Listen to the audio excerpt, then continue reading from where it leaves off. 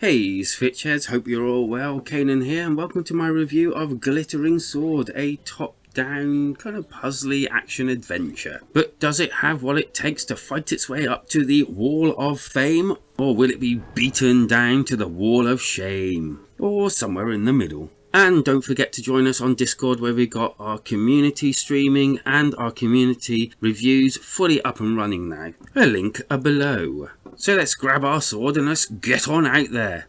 Gameplay. Story-wise, your love of your life has been kidnapped and it's up to you to go and rescue them. That old nugget, eh? And so gameplay consists of going from screen to screen, battling monsters, avoiding traps, and there are different types of traps, collecting crystals to open like crystal blockades that will either help you advance in the actual game or to gain a key to a chest, and the chests give you, well, mainly armor and things, to which there isn't really much difference to the actual gameplay from them. You can also flip switches that open gates, but beware, they also start traps as well. And you can also collect gold coins that you can spend at a vendor, but beware again, their wares do not come cheap. Traps can come in the form of actual spikes or these like petal flower things that fire almost like fireballs at you, and the controls are basically hit things with a sword and dash, which you can use to get out of the way of things. There are ender level bosses and these do actually make quite a good distraction from the rest of the game.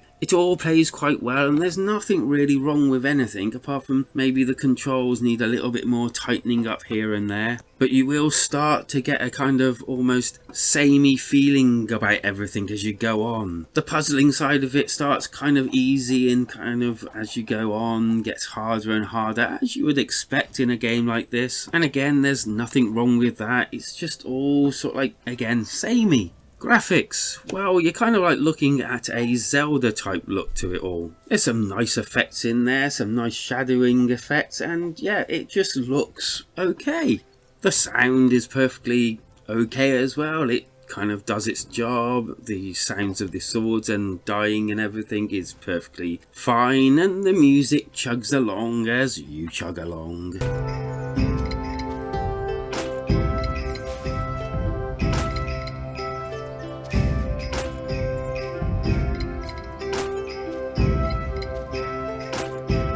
The good. Well, some of the bosses are quite well thought out and they look quite good and kind of split up the game, and it's much needed. The puzzles are quite good and some quite well thought out and difficult. The bad.